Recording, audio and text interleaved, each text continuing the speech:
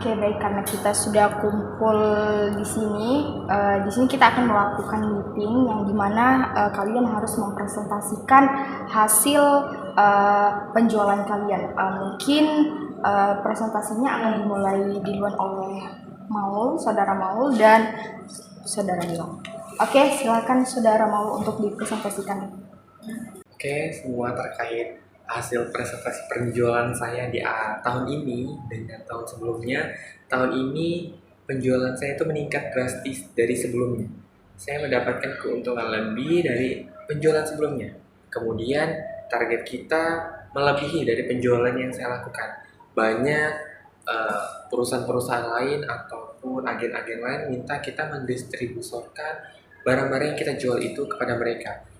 Jadi banyaknya keuntungan yang saya dapat itu melebihi dari target pasar kita. Target pasar kita 2%, tapi yang saya capai itu 5%. Bahkan nggak kalah dari situ, banyak sekali agen-agen luar negeri yang ingin kita mendistribusikan barang itu ke mereka. Saya rasa peluang saya sangat besar dalam kerjaan ini dibanding teman-teman yang lainnya.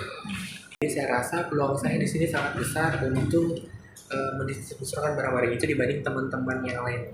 Seperti itu. Saya serahkan kembali ke saudari. Silakan. Kalau dari hasil penjualan saya tuh menurun, nggak kayak seperti saudara mau yang dia meningkat pesat gitu kan.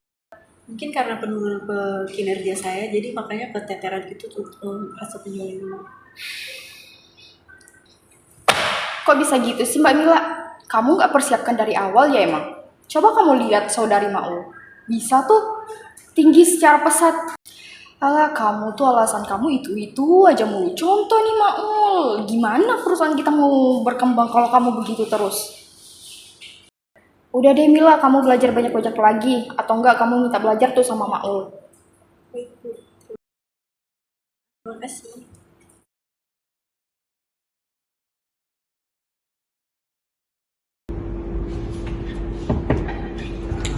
Bu.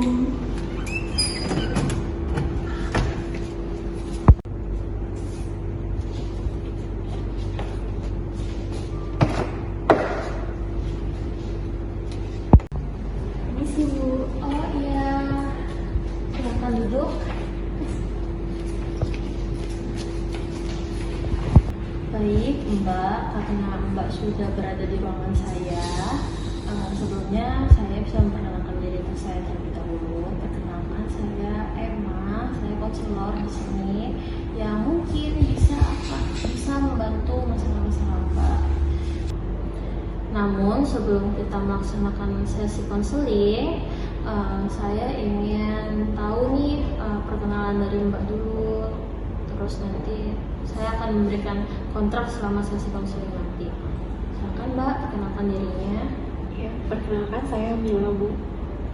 Ya, namanya Mbak Mila. Oke, baik Mbak Mila. Jadi pada saat sesi konseling ini, Mbak Mila bebas menceritakan semua masalah Mbak Mila terkait apa saja, terkait privasi atau kerahasiaan Mbak, itu akan terjaga dari saya, terjaga dari semua orang. Karena apa? Karena saya sebagai konselor sudah terikat dengan asas kerahasiaan. Bagaimana Mbak? Apakah Mbak setuju dengan sesi konseling kita hari ini? Setuju. Oh iya, sama satu lagi, untuk waktu pada sesi konseling kita ini 1 kali 45 menit ya Mbak ya. Setuju? Setuju. Baik, silakan Mbak Mila diceritakan masalahnya seperti apa. Menurut saya mau cerita tentang pekerjaan saya, Bu. Jadi di pekerjaan saya tuh, Bu, saya tuh di situ kayak merasa terkucilkan, Bu, selalu dibanding-bandingkan. Karena mungkin kinerja saya agak menurun, mungkin kinerja saya kayak sedikit gitu. Apa ya? Mungkin kemampuan Mbak tidak sama seperti yang lainnya. Iya. Gitu.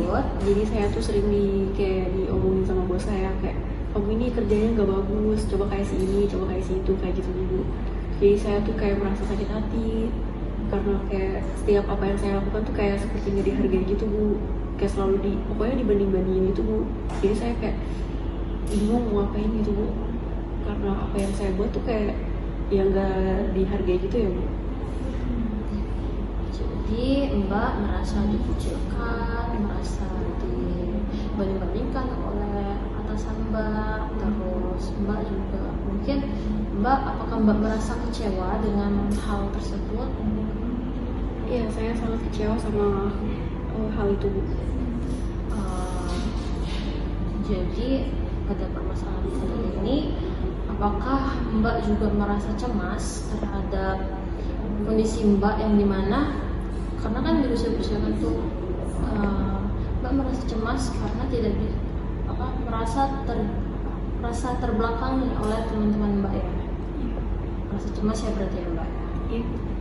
Oke, sebelumnya Mbak sudah pernah mencoba belum bagaimana Mbak meningkatkan skill Mbak atau meningkatkan kemampuan Mbak seperti apa untuk bisa mengambil hati atasannya Mbak? Saya tuh pernah kayak mencoba gitu Bu, kayak misalnya kayak hasil saya hari ini nggak memuaskan, mungkin kayak besoknya tuh saya mencoba buat kayak lebih baik ya Bu. Cuman kayak tetap aja Bu, kayak tetap aja kayak gak dihargain, kayak tetap juga dibanding-bandingin sama temannya lain kayak gitu. Seperti itu ya Mbak ya. Jadi walaupun Mbak sudah melakukan kerja sekeras mungkin, Mbak itu tetap tidak dihargai oleh pimpinan Mbak. Saya bisa merasakan sih apa yang Mbak rasakan dalam hati Mbak sendiri. Jadi mungkin apakah karena hal itu Mbak itu merasa putus asa dalam pekerjaannya Mbak? Saya sih nggak merasa putus asa, cuma saya cuma kayak takut tergantikan Bu. Posisi saya dia juga.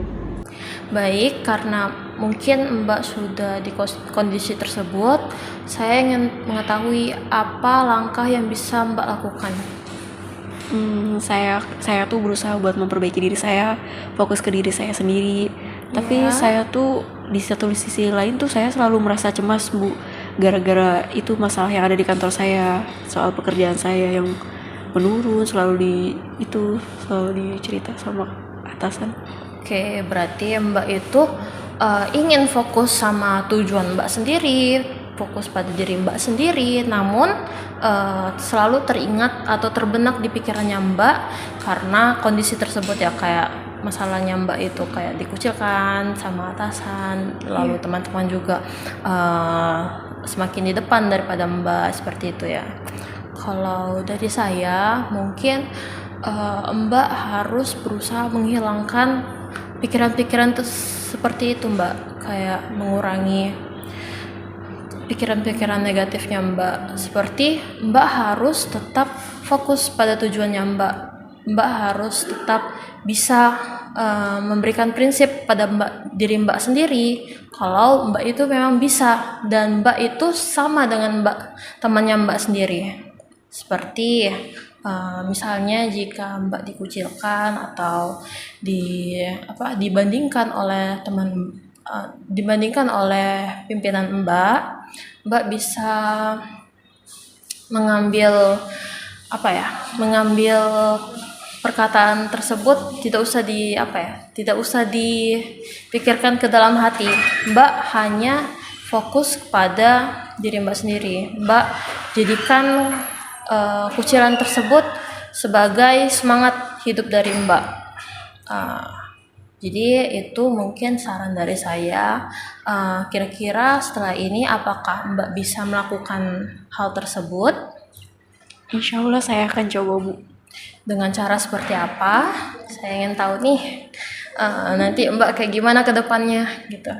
Iya, saya akan terus berusaha buat kayak melakukan pekerjaan saya bersungguh-sungguh, terus kayak ya berusaha buat kayak lebih dari teman saya juga, maksudnya sama setara gitu. Saya bakal selalu kuat sama perkataan itu dengan menjadikan perkataan itu sebagai motivasi saya.